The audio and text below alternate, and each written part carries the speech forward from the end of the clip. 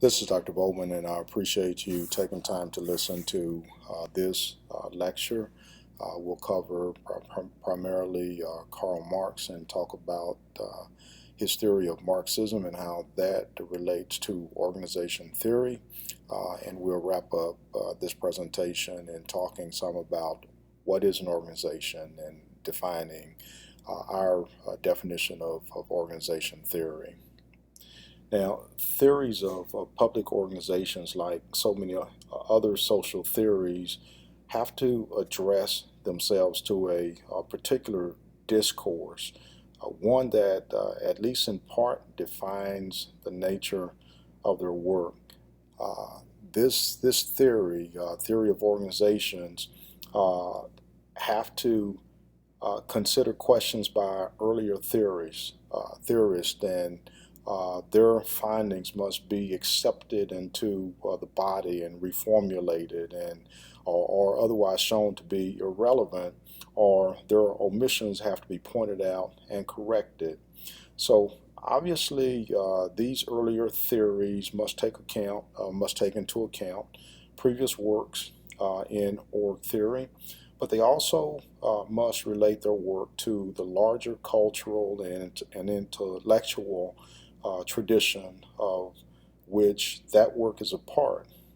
So if for no other reason than just to justify that their study is an important one, and it's one that addresses central human concerns, these org theorists must resist the temptation to take a very narrow or a mechanical view of their topic.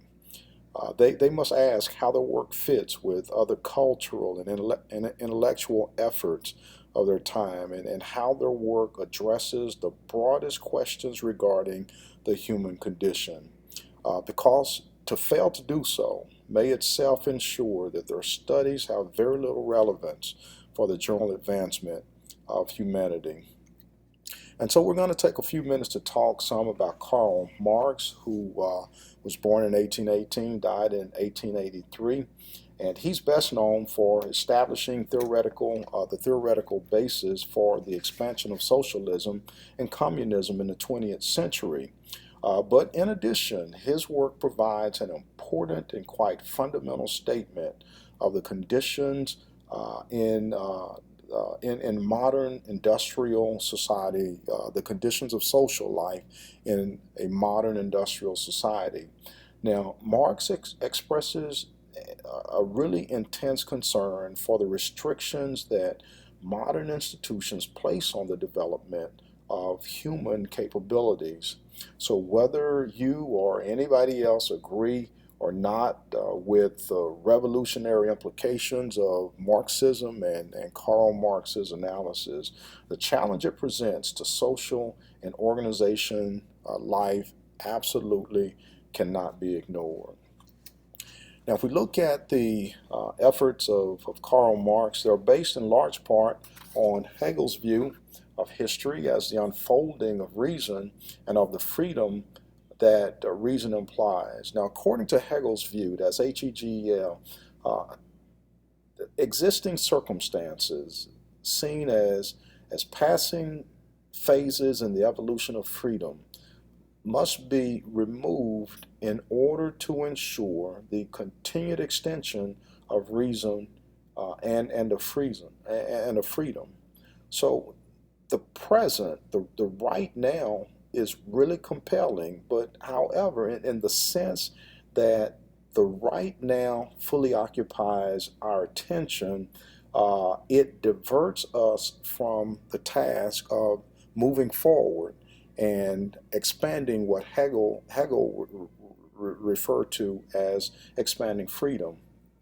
So for this particular reason, the present is more important for what it conceals than for what it reveals. The present is more important for what it conceals than what it reveals. In that, dwelling on the present keeps us from moving forward into the future.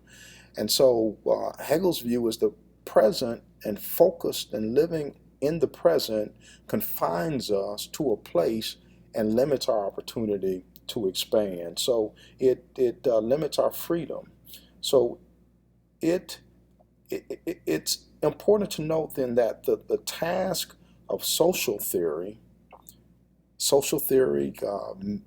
many of which we'll be talking about during the course of this class, the task of the social theory becomes one of really unmasking the false appearances generated in the present in order to permit expanded freedom in the future.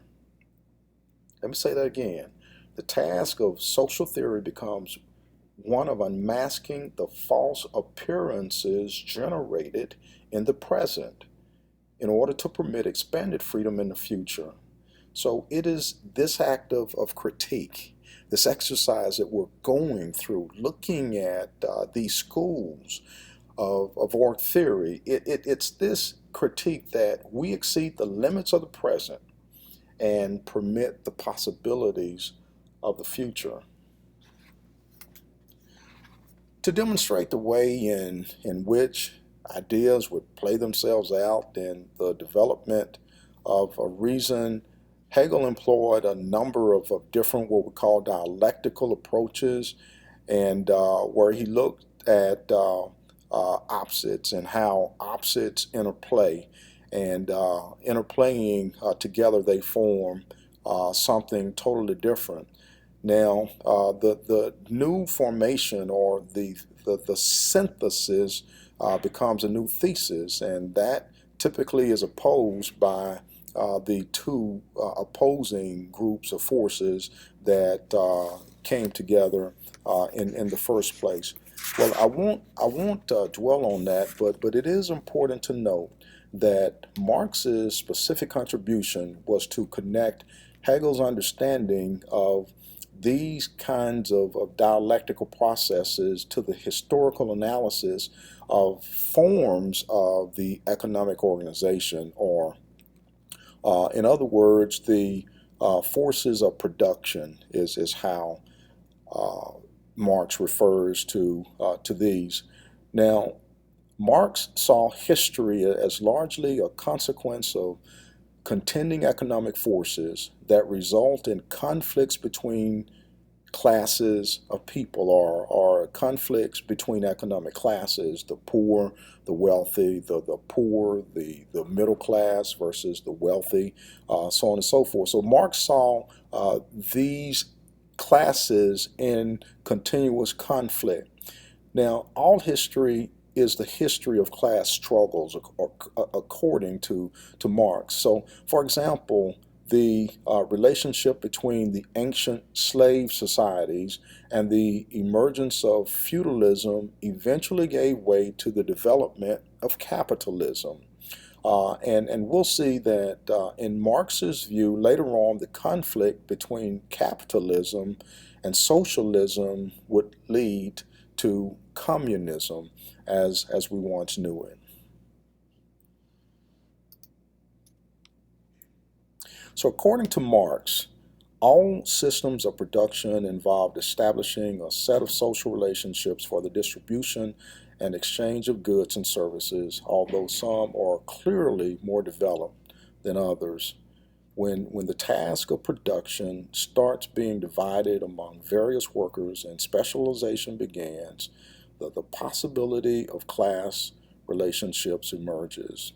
So here, a minority group, a controlling group, the ones with all of the power, is able to accumulate profits from the surplus production of the mass of workers, the poor workers, the blue collar, the working man. So in its position of control, this minority group both dominates and exploits the workers. So such an accumulation of profits is, of course, dependent on the notion of private property, where all property is held in common. Economic and political relationships are characterized by a more communal spirit, but where property is held by individuals, by small groups, or by corporate structures, there is no longer any spirit of communalism. The modern corporation is not required, for example, to demonstrate its contribution to society. it solely exists to make a profit. So, in this Marxist way, the consciousness of any age reflects the basic forces of production that lie at its heart. Uh, every individual and arguably each society develops in its own understanding of the world, but this understanding is conditioned by the social and the economic circumstances that characterize the particular era or the particular epoch. Moreover, and get this now, those who control the means of production also have substantial influence over the dissemination of knowledge through society, and by virtue of this influence, may be said to direct the consciousness of the society. So only those ideas that are consistent with the interests and the perspectives of this dominant class will be articulated. And as a result, many members of the society may come to adopt a consciousness or a worldview that is contradictory to their own best interests. Get this, I think we're seeing some of this around us, maybe even in political circles nowadays. So they may adopt a consciousness that even contradicts their own best interests. Workers may come to believe that their work should contribute to the accumulation of private property by others, whom they may see as more fortunate and even more deserving. But to the extent that the consciousness of a social group is at odds with the interest that group would express if it were free to do so, that consciousness may be described as false or even a deception.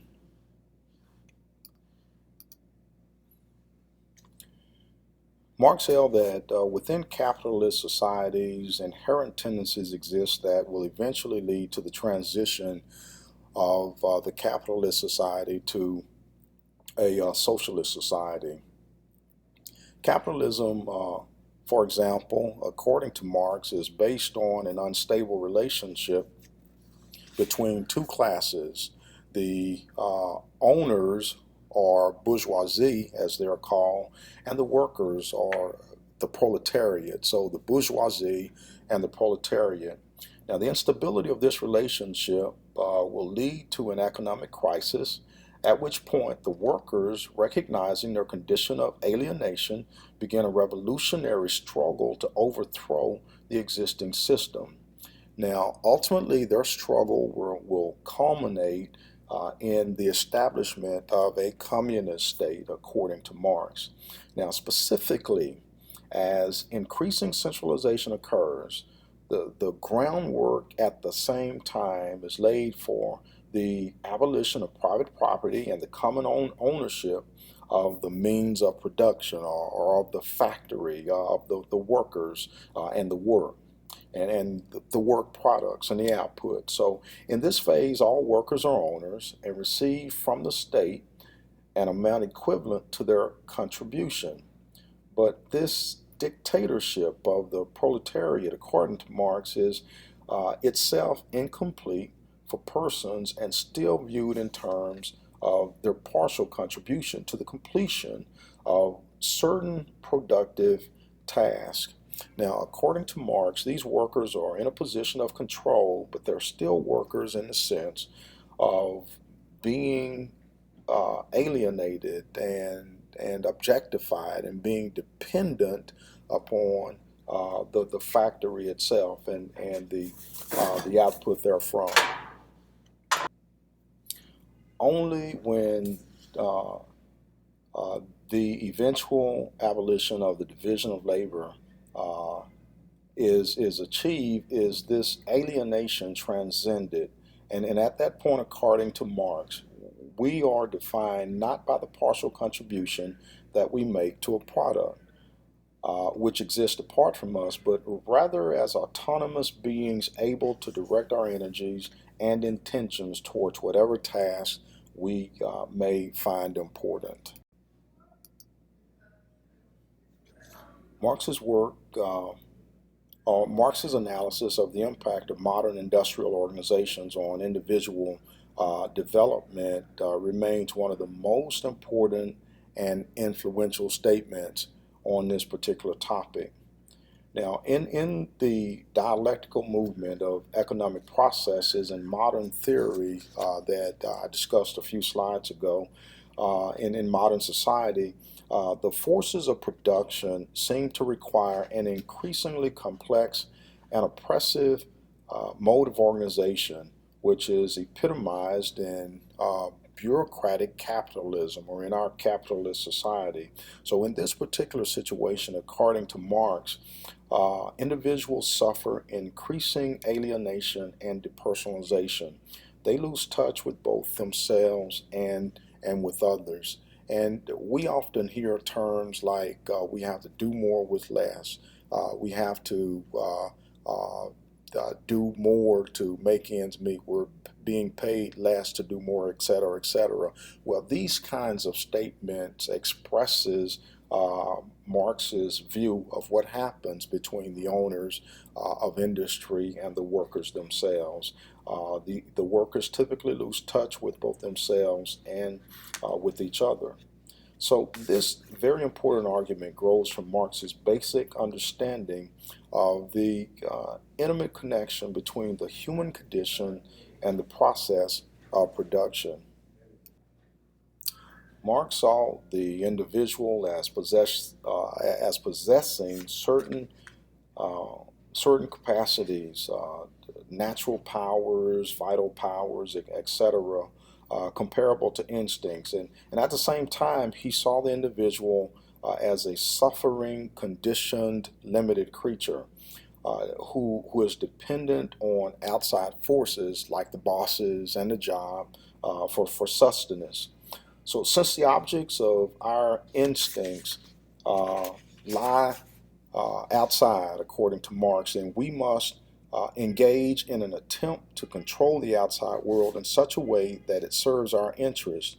Uh, the first historical act is thus the production of the means to satisfy our needs. Thus, in the most basic sense, people are defined by the work that they do. Think about that. In the most basic sense, people are defined by the work that they do. Now, Marx's discussion of alienation begins with the view that under capitalism, the accumulation of wealth by the owners occurs only with the corresponding impoverishment of the workers. Now, those who own land and capital are interested in personal profit and provide workers with only those wages necessary to continue their production. The individual worker's contribution to the productive process is expropriated by those in a position of dominance to increase their own gain. So the struggle between the capitalist and the worker over wages and profits is, of course, one in which the owners of capital have a distinct advantage. So under bureaucratic capitalism, the individual's work is assimilated into the production of standard units, which no longer bear the stamp of the individual. But unlike the craftsperson who can point with pride to the product or his or her labor and consider it a unique contribution, the assembly line worker treats a passing object in only a certain routine way. Now, in this process, the quality of the work is no longer important. Only the quantity matters. And to that quantified production, the individual's labor merely adds a twist here or a turn there. So under these conditions, we are no longer, we no longer see the product of our labor as an expression of our own creativity, our own personality. Rather, we view the product as simply an object existing apart from us, and we come to view the work process itself in an objective fashion. And in doing so, we become alienated or estranged from our work in the way that Marx describes. He says that labor is external to the worker. For example, it doesn't belong to his essential being, that in his work, therefore, he does not affirm himself but denies himself, doesn't feel content but unhappy, does not develop freely his physical and mental energy, but mortifies his body and ruins his mind. The worker therefore only feels himself outside of his work, and in his work feels outside of himself. I'll say that again. The worker therefore only feels himself outside his work, and in his work feels outside of himself. So he is at home when he is not working, and when he is working, he is not at home. But maybe even more importantly, if we are defined by the work that we do, yet that work is taken from us and made into an object, then we are separated from our own sense of self. We are alienated not only from the specific work processes in which we engage, but we are also alienated from our basic character as human beings. No longer do we work to satisfy our most basic human need to produce, but instead we see work as something to be avoided whenever possible. We work only because we have to, because we need the money, or because we are forced to work. Our labor is involuntary. We come to treat work as something we do in order to supply other satisfactions. So work is no longer an end in itself, but only a means to an end. So according to Marx, we're alienated from our work and from our basic nature, and we are also alienated from one another. So our work becomes increasingly detached and objectified as we come to view our work in instrumental terms. Uh, we also recognize others as mere objects in our instrumental world. So as this orientation affects more and more interactions, those interactions become devoid of human qualities and are better described in the language of the machine. In sum, bureaucratic capitalism creates conditions in which our alienation from our work, ourselves, and others is inevitable. So that we continue to submit to such a situation is in part the result of our domination by others, those who control the means of production and who appropriate and objectify our labor for their personal profit. So for very practical reasons, the slave must submit to the master, according to Marx, and the worker to the manager. But our submission may be even more subtle. Our condition of confinement and alienation is accompanied by a particular form of social justification that portrays the existing situation as the way that things are supposed to be, as a natural order in which some are to lead and others to serve, some are to be rich and others poor.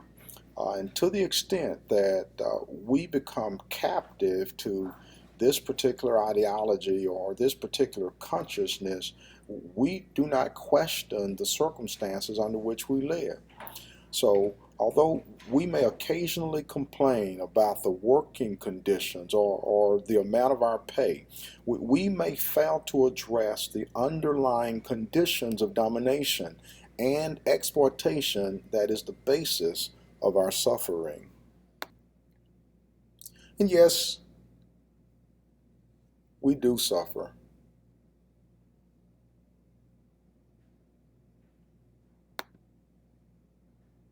Occasionally, our suffering is so clearly revealed to us that we are compelled to act. The task of social theory, according to Marx, is to reveal to us how our understanding of our situation has been clouded by ideology and other forms of mystification, to illustrate the conditions of domination that chain us and to point the way towards freedom. If we look at social theory in this way, we see that the critical function of social theory then becomes paramount. Present conditions are examined in light of larger historical processes and of the individual's potential for greater autonomy and responsibility in the future. Indeed, critique leads to action. But the last point is of particular importance. The critical social theory that Marx devised in an attempt to help us understand the limits of personal freedom in a complex bureaucratic society also demands that we take action to alter our situation. Now, the connection between reflection and action, between theory and practice, is really very, very close. So a theoretical knowledge of the true conditions under which we live reveals so much that we are compelled to act to improve our own circumstances. Knowledge of the limits that society has placed on us is so striking that we absolutely must respond. So theory and practice becomes one. Again, theory and practice becomes one through this praxis as Marx would call it, Greek word praxis, praxis. Well, through praxis, we engage in critical reflection on our own situation and that of our society to reveal the basis of social domination and the suffering it promotes. Then, recognizing the reality of our situation, we are compelled to act to increase our sense of autonomy and responsibility, both for ourselves and for our society.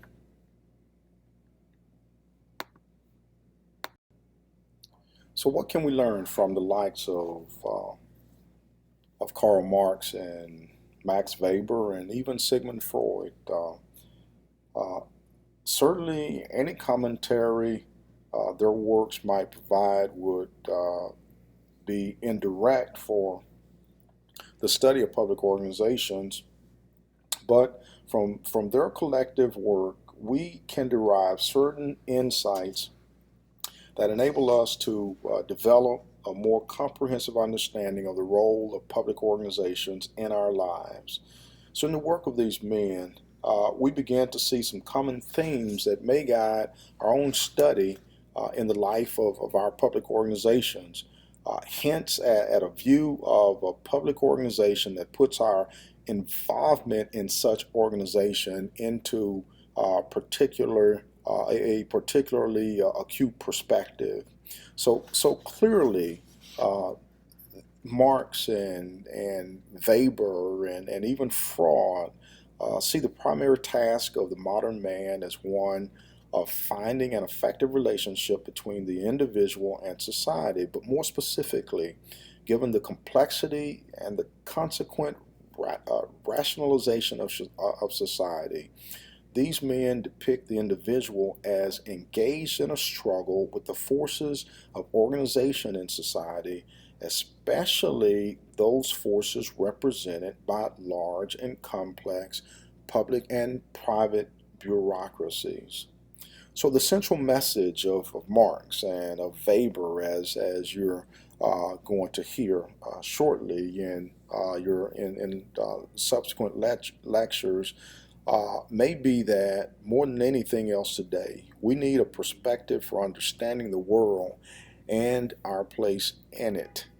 We need a perspective that's cognizant of the impact of complex organizations on our lives, yet not bound by that perspective. But perhaps these men intended to argue that our personal and collective survival depends on our developing both a basic intelligence and a sense of compassion as we live and work in a society of large and very complex organizations.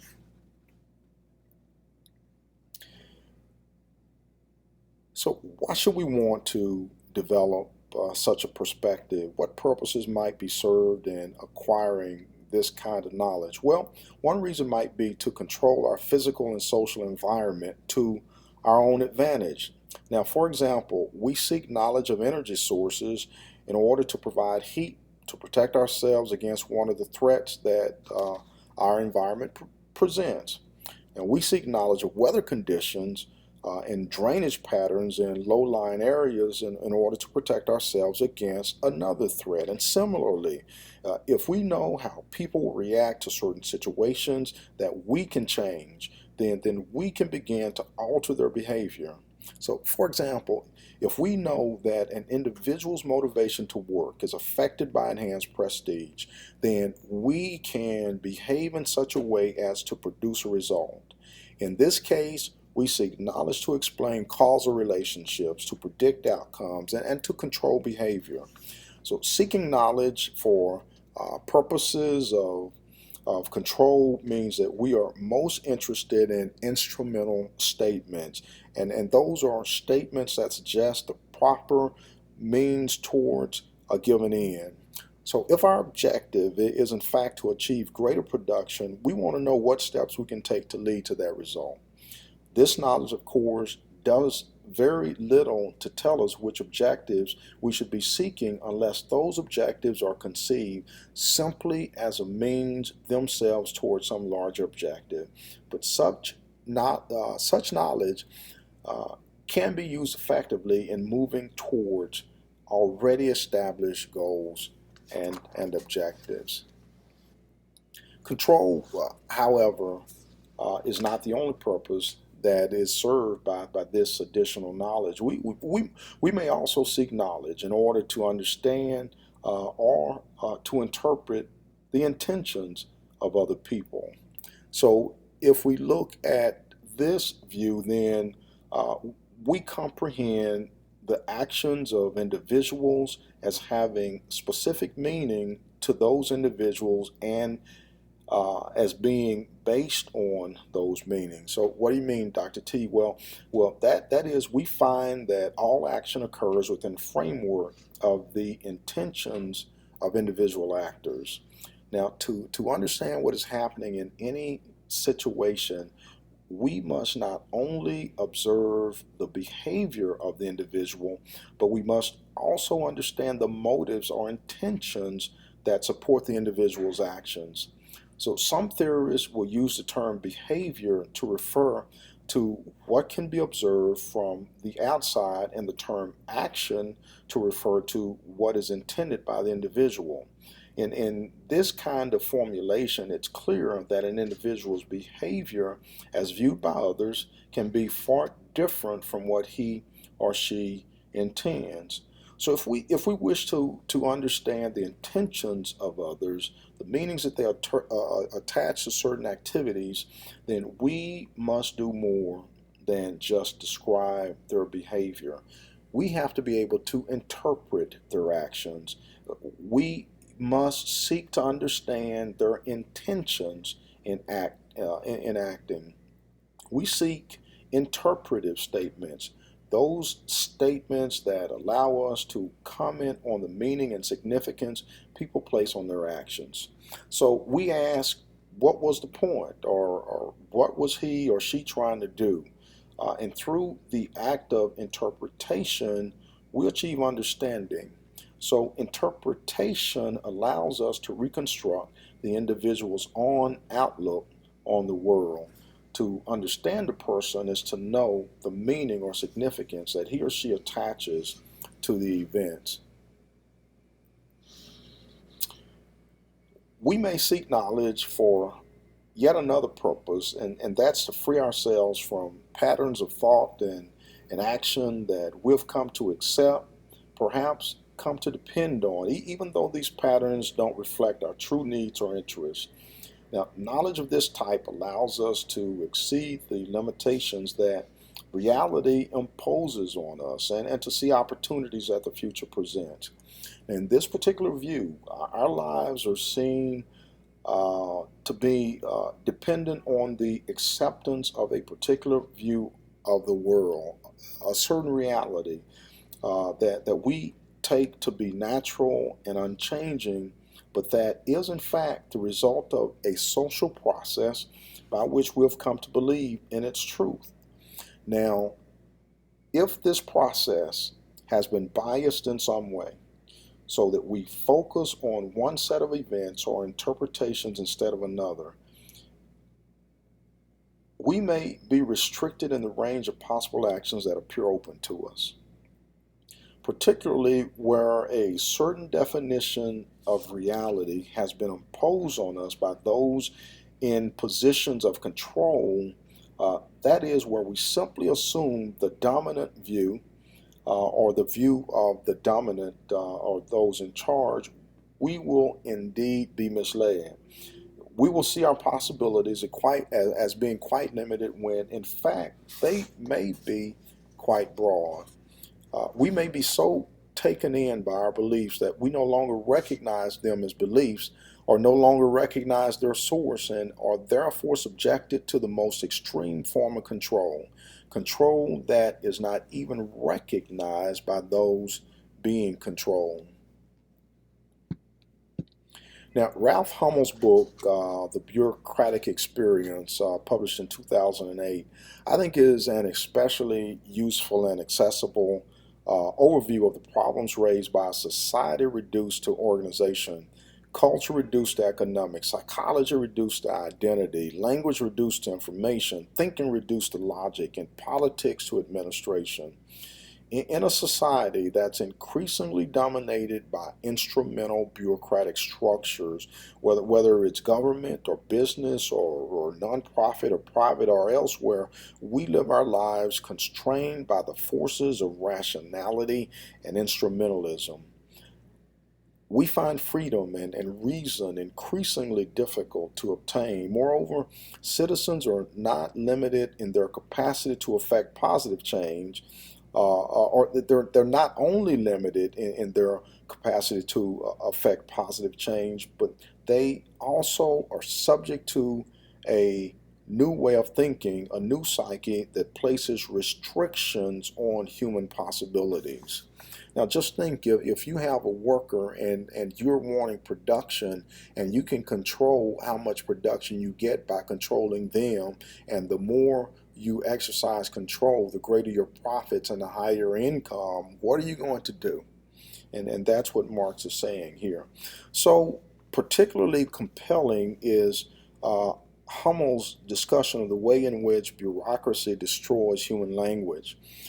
Again, limiting the possibility for exploring new modes of political expression and avenues for escape from the possibility of greater oppression.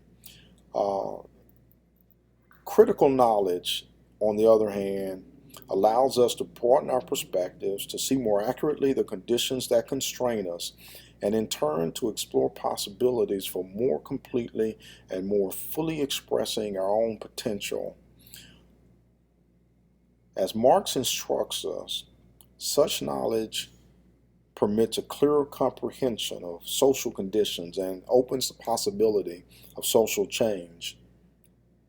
The knowledge that we acquire through critical self-reflection not only permits but indeed compels action in the direction of greater autonomy and responsibility.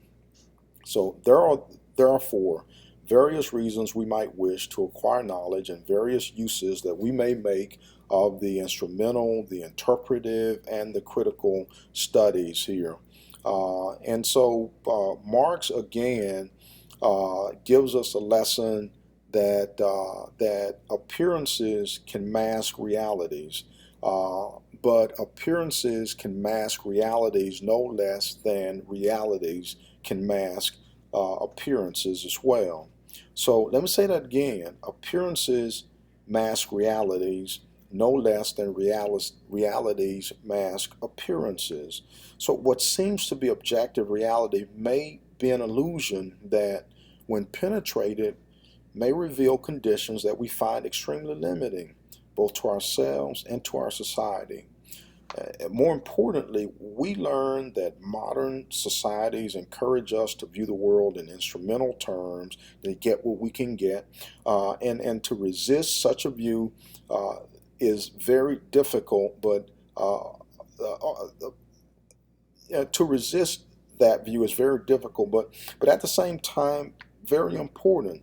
Now, uh, under these conditions that I have described in the past 37, 38, 40 minutes, uh, what guidance would we wish from theories of organizations? In fact, what is an organization?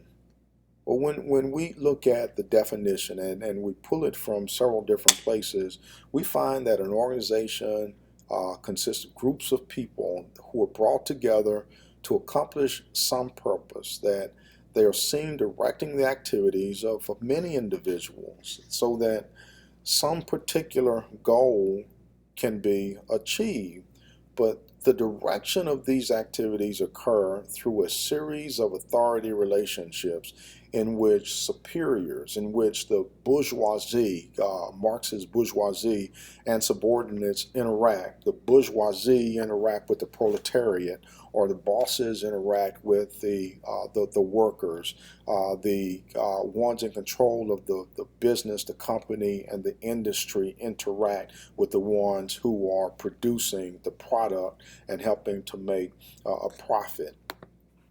So characteristically, and in these types of superior subordinate relationships, power and authority lies at the narrow top of the organization, and authority flows from the top of the organization down to the bottom.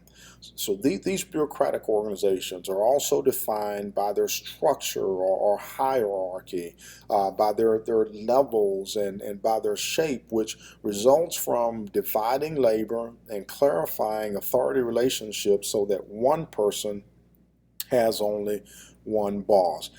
Dividing labor, division of labor, everybody has a job, has a title, has a responsibility, and the lines of authority, the lines of responsibility, the product lines, the work lines are clearly defined so that one person has only one particular boss. Now, Chester Barnard described an organization as a system of consciously coordinated activities or forces of two or more persons. But according to Daft, organizations are social entities. They're social entities that are goal-directed, that are designed to be deliberately structured and coordinated activity systems, and they're linked to the external environment. According to Daft, it's the coordination of people and resources to collectively accomplish desired ends. So somebody wants something, and in Marx's view, the bosses want a profit, and so according to Daft, then organizations is a structure within which the bosses and the workers are brought together to produce what the bosses want. And that is a profit. Or in terms of a public organization, that product is service or value. And the bosses want more. And the workers typically will do it for instrumental means, or they work for money, they work for pay, they work for benefits, they work for a wage, etc. So Daft's definition of organizations as social entities that are goal directed is very accurate and accurately depicts what we know of organizations today as well. But criminal justice organizations are not public or not just not private or nonprofit organizations. They're public organizations. They're part of the government. They're departments. They have boards and commissions at the local, state, and federal levels. They are public entities, and they're very different from private and non-profit organizations. And so I asked the question, how is PA, or public administration, or the administration of a public organization, different from the administration of a private or business organization? How is PA different from BA? Think about it, and ask yourself the questions and ponder this for a minute, and see what responses you can develop on your own. Well, when we look at PA versus BA, PA versus BA, PA, or the public sector, is more interested in service than profit. Their purposes are more ambiguous. In fact, when I asked the question, what is the product that a public organization presents, a better word is value. But what does value mean? Well, that's very ambiguous. Goals are more difficult to measure and inherently are limited in the degree of efficiency they can attain. Public organizations don't work on a profit. They don't balance their budget. They typically rely on some other means of funding or finances because they don't produce a good that is sold for profit. Decision making is typically pluralistic. That means that it's dispersed across the organization. There are many people who have the capacity and ability to make decisions, and agency personnel must be attentive to many other factors in the environment as well. Agency personnel's ability to act may be effectively preempted by decisions made elsewhere in the governance system. If the mayor doesn't want it, it may not happen.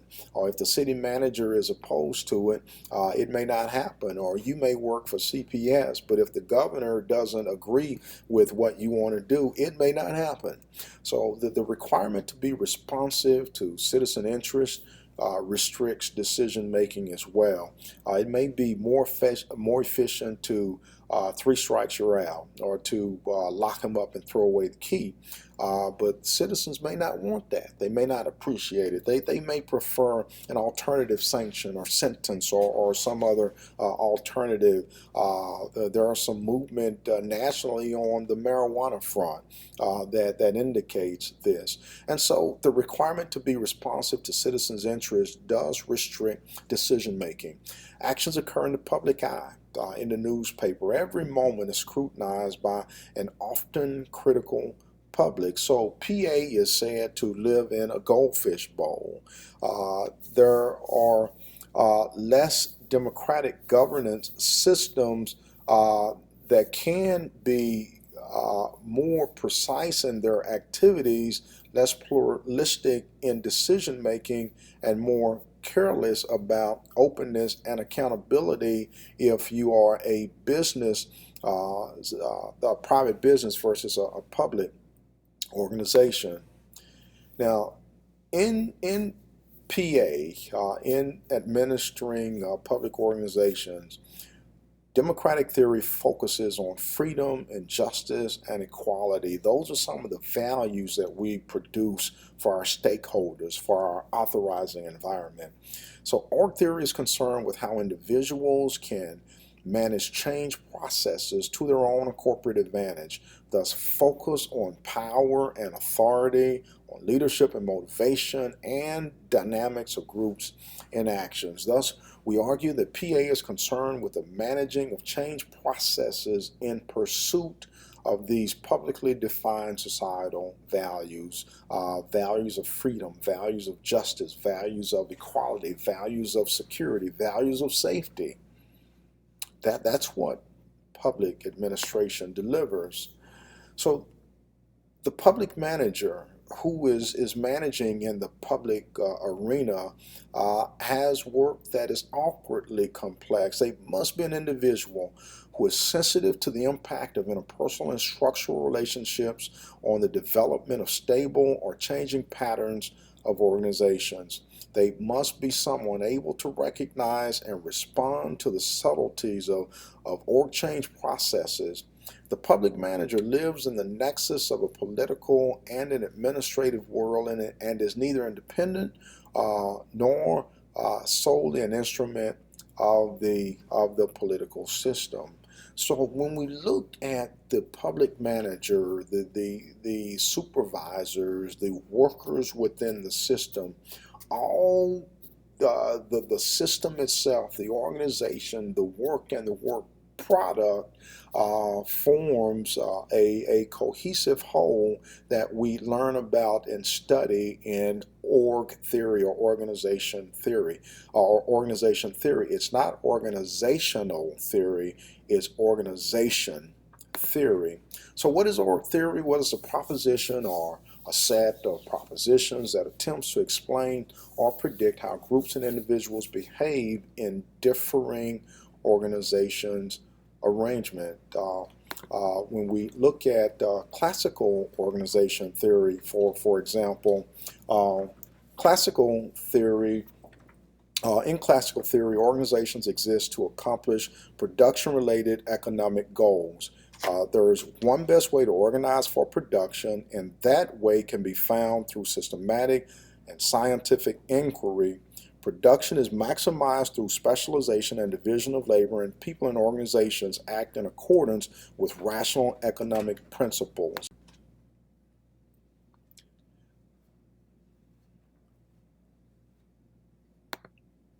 So what is org theory? It's theory derived from organizational structures and procedures during the Industrial Revolution. Theories like Adam Smith and the Pen Factory, the Wealth of Nations, economic reality for the factory system, and all formal organizations are force multipliers. Org theory is how people and resources are organized to collectively accomplish a specific purpose based on patterns and regularities in organization design and behavior. It's insights that help improve organization efficiency and effectiveness. So as we explore the history of organizations, we'll look at the classical perspective that looks at efficiency and effectiveness, the development of hierarchy in bureaucratic organizations, industrial revolution and how it affected org theory in organizations, individuals versus an assembly line, and differing perspectives associated with managers, their frame of reference, thoughts, and views of the organization. So this ends our lecture presentation for this time. As always, please feel free, if you have questions, send me an email or messages, and I'll be as responsive as I can to your inquiries. Thank you very much for paying attention and taking notes. Be sure at the end of this you record your thoughts and send them to me by email. Thank you.